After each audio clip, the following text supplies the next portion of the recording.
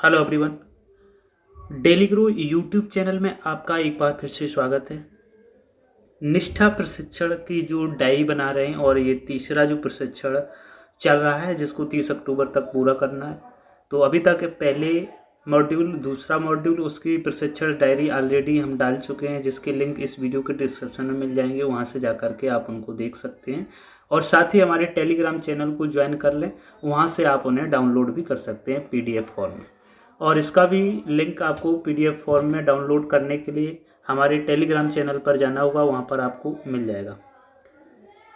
अब शुरू करते हैं। सबसे पहले एक बार और बता दूं एक बात जो इम्पोर्टेंट है कि नोट्स बनाना क्यों ज़रूरी है ये प्रशिक्षण के लिए। वो इसलिए ज़रूरी है कि आगे संभावित होने वाली कोई भी परीक्षा होती है तो 60% से अबव नंबर लाना लगभग कंपलसरी होगा। तो इसलिए यदि आप नोट्स बनाते रहेंगे तो ये आवश्यक है कि आपके पास कुछ रिकॉर्ड बना रहेगा, कुछ ध्यान रहेगा। नहीं तो अभी ये प्रशिक्षण पूरे होते जाएंगे, उसके बाद में इनको दीक्षा पोर्टल से हटा दिया जाएगा, उसके बाद में शायद ही आपको कुछ याद रहे।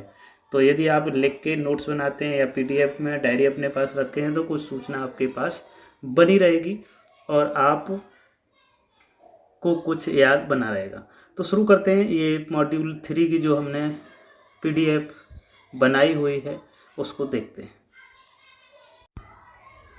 तो सबसे पहले देखते हैं कि इसका जो समय सारणी है वो 18 मॉड्यूल की ऑलरेडी हम डाल चुके हैं, इसको आप डाउनलोड करके देख सकते हैं। उसके बाद शुरू करते हैं कोर्स नंबर 3।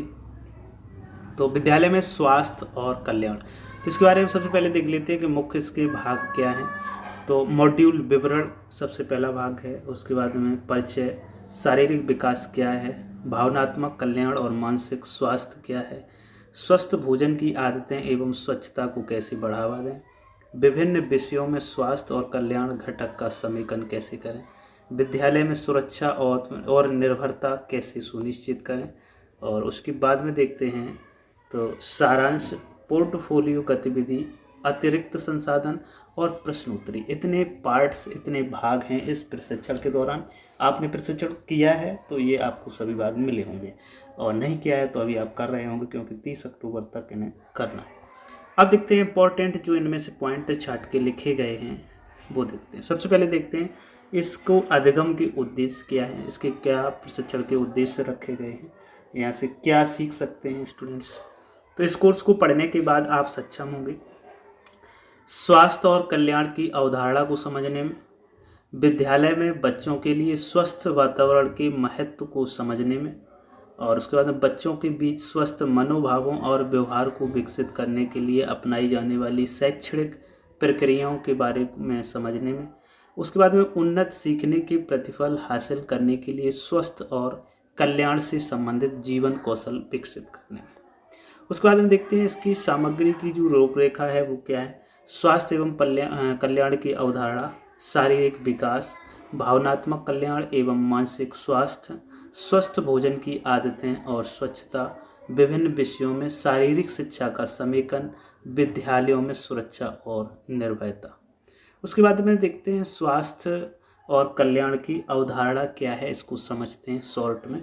तो स्वास्थ्य केवल रोगों से मुक्ति नहीं है, बल्कि वह शारीरिक, सामाजिक, भावनात्मक और मानसिक कल्याण की स्थिति को दर्शाता है। सभी एक ही निरंतरता में एक दूसरे को प्रभावित करते हैं। अब देखते हैं शारीरिक स्वास्थ्य की। अब हम बात कर लें तो शारीरिक स्वास्थ्य इसमें क्या है। शारीरिक स्वास्थ्य हमारे समग्र स्वास्थ्य का केवल एक पहलू है। यह बीमारी या चोट से मुक्त होने की अवस्था है। शारीरिक स्वास्थ्य की समझ के लिए शारीरिक विकास, शारीरिक योग्यता, स्वस्थ और स्वच्छ भोजन की आदतें आदि के बारे में जागरूकता की आवश्यकता होती है। उसके बाद सामाजिक स्वास्थ्य की अगर हम बात करें तो सामाजिक स्वास्थ्य में दूसरों के साथ और पर्यावरण के साथ तालमेल करने, समूह में काम करने और व्यक्तिगत संबंधों की संतुष्टि की क्षमता शामिल है। इसके बाद में भावनात्मक स्वास्थ्य की हम बात करें तो इसके अंतर्गत भावनात्मक स्वास्थ्य को तब स्थिर कहा जाता है जब व्यक्ति आरामदायक महसूस करने के लिए भावनाओं को नियंत्रित और प्रतिबंधित कर सकता है। लोग भावनात्मक रूप से स्वस्थ हैं यदि वह अपनी भावनाओं को सफलतापूर्वक व्यक्त करने में सक्षम है। उसके बाद देखते हैं मानसिक स्वास्थ्य और कल्याण की बात करें तो कल्याण की वह स्थिति जिसमें व्यक्ति अपनी क्षमताओं का एहसास करता है, जीवन के सामान्य तनाव का सामना कर सकता है, लाभदायक रूप से काम कर सकता है तथा अपने समुदाय में योगदान करने में सक्षम है। उसके बाद देखते हैं तनाव। तनाव क्या होता है इसमें? तनाव में भय, अपराध बोध, घबराहट, शर्म, असहायता, स्वयं पर संदेह करना, भ्रम, अकेलापन, उदासी और क्रोध शामिल हैं। तो ये यदि कंडीशन है तो आप तनाव की स्थिति में हैं। व्यक्ति कई तरह से तनावपूर्ण परिस्थितियों में हो सकता है, जैसे शैक्षणिक प्रदर्शन में गिरावट, अत्यधिक क्रियाशीलता, क्रोध या दुर्व्यवहार। उसके बारे में बात करते हैं बीमारी या विकार निरंतरता की। तो बीमारी है विकार निरंतरता वह दशा है जिसमें तनाव लंबे समय तक रहता है। इसमें व्यक्ति कुछ ऐसे लक्षण दिखाता है जैसे नींद या खाने में कठिनाई, आत्महत्या की प्रवृत्ति, सामाजिक अलगाव, चिंता के शारीरिक लक्षण, पदार्थों का दुरुपयोग और आक्रामक व्यवहार। तो ये बीमारी और विकार की निरंतरता को दर्शाते हैं। उसके बाद में देखते हैं शारीरिक विकास की हम बात करें तो ये बहुत इंपॉर्टेंट पहलू है। बच्चों का शारीरिक विकास स्वास्थ्य के महत्वपूर्ण घटकों में से एक है। यह विकास विभिन्न अवस्थाओं में अलग अलग होता है, जैसे शैशवावस्था, बाल्यावस्था, किशोरावस्था, वयस्कावस्था और वृद्धावस्था। जो भी अवस्थाएं हैं उन अवस्थाओं में अलग अलग सभी का विकास होता है। उसके बाद हमारे शरीर में परिवर्तन प्राकृतिक, सामान्य और स्वस्थ हैं। यह मानव वृद्धि और विकास के आवश्यक अंग हैं। इन परिवर्तनों को अनुभव करना बेहद दिलचस्प हो सकता है। इसके बाद में बात करें हम, सभी परिवर्तन एक ही समय में नहीं होते। यह संभव है कि एक ही व्यक्ति में शारीरिक परिवर्तन जल्दी हो लेकिन मनोवैज्ञानिक सामाजिक परिवर्तन बाद में हो, या दूसरे तरीके से यानी कि इसकी उलट भी हो सकता है। एक ही उम्र के दो बच्चों में परिपक्वता के अलग अलग स्तर हो सकते हैं और उनके अनुभवों की गति भिन्न हो सकती है। उसके बाद में देखते हैं तो कभी कभी हम अपने जीवन में बदलाव को प्रभावित कर सकते हैं और कभी हम उन पर बहुत कम नियंत्रण रख पाते हैं।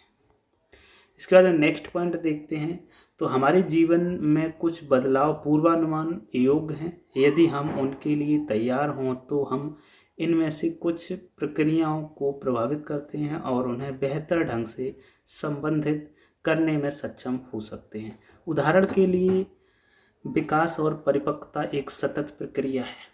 इसके बाद में देखें तो कभी कभी बच्चों को अपने साथियों से अलग दिखाई देने पर तनाव हो जाता है। वह दूसरों की तुलना में तेजी से या धीमी गति से परिपक्व हो सकते हैं और यह अंतर साथियों के बीच चढ़ाने तथा उपहास का विषय बन जाता है। उसके बाद देखते हैं वृद्धि और विकास की इस प्रक्रिया के साथ बहुत सारी पूर्वाग्रह और हानिकारक रूढ़ियाँ जुड़ती जाती हैं। फिर नेक्स्ट देते हैं गतिविधि और बच्चों में परिवर्तन, लड़का या लड़की दोनों में जो परिवर्तन होते हैं, चेंजेस आते हैं, उसके बारे में। दोस्तों की संगत का अधिक आनंद लेना, ये दोनों करते हैं। स्वतंत्र रूप से सड़क पार करना, दोनों करते हैं। लंबा होना दोनों, भारी होना दोनों, कंधों की चौड़ाई बढ़ना दोनों, तेजी से दौड़ सकना दोनों, अधिक पसीना आना दोनों, तैली त्वचा होना दोनों। तो ये जो सवाल हैं इसमें ये इसके प्रश्नावलियों में आए हुए हैं। जब हम ट्रेनिंग करते हैं उसके दौरान ये प्रश्न पूछे जाते हैं। उसके बाद में अभी कठिन सवालों को हल कर सकना दोनों, लंबी अवधि के लिए ध्यान केंद्रित कर सकना दोनों, शारीरिक छवि, आवरण और रंग रूप के बारे में अधिक सचेत होना दोनों, चेहरे के बाल दिखाई देना, ये लड़के में चेहरे के यानी कि दाढ़ी और मूंछ का आना तो सामान्य तौर पर लड़कों में ही होते हैं। स्तन विकसित होना लड़कियों में, और अधिक बहादुर होना दोनों और अधिक शर्मीला होना ये दोनों संभव है। इसके बाद शारीरिक स्वास्थ्य के घटक की अगर हम बात करें तो शक्ति, गति, धैर्य, लचीलापन, चपलता, ये शारीरिक स्वास्थ्य के घटक हैं। और अच्छे आसन का विकास अगर कहें, भुजंगासन, चलते समय सिर को ऐसी स्थिति में रखें कि आंखें आगे की ओर देख रही हों, सिर पर किताब को संतुलित करते हुए चलें, बैठने की स्थिति में पैर एक आरामदायक दूरी पर फर्श पर सपाट होने चाहिए। उसके बाद देखते हैं एयम और नियम, ये क्या है। तो एयम और नियम, एयम और नियम ऐसे सिद्धांत हैं जो हमारे व्यक्तिगत और सामाजिक जीवन में सम्मिलित यानी कि निम्नलिखित मानकों की मदद करते हैं। यम के 5 सिद्धांत हैं: अहिंसा, सत्य, अस्तेय, ब्रह्मचर्य और अपरिग्रह। और उसके बाद नियम के 5 सिद्धांत हैं। तो नियम के जो 5 सिद्धांत हैं वो शौच, संतोष, तपस, स्वाध्याय और ईश्वर प्राणिधान, यानी सर्वोच्च पद के लिए समर्पण। उसके बाद में समग्र स्वास्थ्य के लिए अगर हम बात करें योग, तो योग बच्चों के शारीरिक, मानसिक, भावनात्मक स्वास्थ्य के लिए सकारात्मक तथा स्वस्थ जीवन शैली को प्रोत्साहित करता है। योग शारीरिक स्तन पर शक्ति, सहन शक्ति, धैर्य और उच्च ऊर्जा के विकास में मदद करता है। यह स्वयं को मानसिक, आंतरिक और बाहरी सद्भाव की ओर ले जाने वाली एकाग्रता, शांति और संतोष में वृद्धि करता है। उसके बाद हम आसन की बात करें तो स्थायी आसन, तड़ासन, वृक्षासन, त्रिकोणासन, गरुड़ासन। उसके बाद बैठने की मुद्रा की बात करें योग मुद्रासन, बाघ, पाद्यासन, पश्चिमोत्तानासन, सुप्त, वज्रासन, गोमुखासन, अर्धमत्स्येंद्र शन। उसके बाद पर्वत आसन, भुजंगासन, शलभासन, धनुरासन और मकरासन। उसके बाद में चित्तासन, सेतुबंद आसन की बात करें तो अर्धहलासन, मत्स्यासन, चक्रासन और पवन मुक्तासन। क्या है प्राणायाम की बात करें तो अनुलोम विलोम, शीर्षकारी और भ्रामरी। क्रिया की बात करें तो कपालभाति और अग्निसार। तो ये क्रियाएं और आसन हैं जिनको व्यक्ति को करना चाहिए। उसके बाद में हम बात करते हैं स्वस्थ भोजन की आदतें और स्वच्छता। तो शारीरिक गतिविधियों के साथ स्वस्थ भोजन की आदतें और स्वच्छता भी आवश्यक है। शरीर तभी स्वस्थ रहता है जब विभिन्न अंग प्रणालियां ठीक से काम करती हैं। जब पौष्टिक आहार नियमित रूप से लिया जाता है, स्वच्छ आदतें और नियमित शारीरिक व्यायाम किए जाते हैं तो अंग प्रणालियां तंदुरुस्त और स्वस्थ रहती हैं। उसके बाद संतुलित भोजन की बात करें तो संतुलित भोजन का अर्थ है प्रोटीन, कार्बोहाइड्रेट, वसा, विटामिन को अपेक्षित अनुपात में शामिल करना। अब देखते हैं कुछ भोजन होते हैं जिन्हें कम मात्रा में खाना, जैसे तेल बसी हैं, घी, तेल, नमक, इनको कम मात्रा में खाना चाहिए। उसके बाद ज़्यादा मात्रा में अगर कोई खाने वाले हैं तो फल हैं, सब्जियां हैं हरी, ये पूरे दिन में आप 2 बार खा सकते हैं, इसका सेवन कर सकते हैं। तो इस प्रकार से आप अपने दिनचर्या को बना सकते हैं। उसके बाद में देखते हैं विद्यालयों में सुरक्षा और निर्भरता की अगर बात करें तो विद्यालय सुरक्षा प्रयासों के अंतर्गत बाढ़ और भूकंप जर्जर इमारतें, शिथिल रूप से रखी भारी वस्तुएं जैसे अलमारियां, परिसर में सांपों या कीड़ों द्वारा आक्रमण, फर्श या विद्यालय की चारी दीवारी का ऊंचा नीचा, टूटा या अनुपस्थित होना, सकरा निकासी मार्ग, गलत तरीके से डिजाइन और अव्यवस्थित ढंग से रखे गए फर्नीचर, अपर्याप्त स्वच्छता सुविधाएं और सड़क सुरक्षा आदि सभी प्रकार के खतरों को ध्यान में रखने की आवश्यकता है। अब देखते हैं हिंसा और उत्पीड़न, ये जो गतिविधि है, तो एक पिता अपने बच्चे की पढ़ाई में मदद करता है, ये अहिंसा है।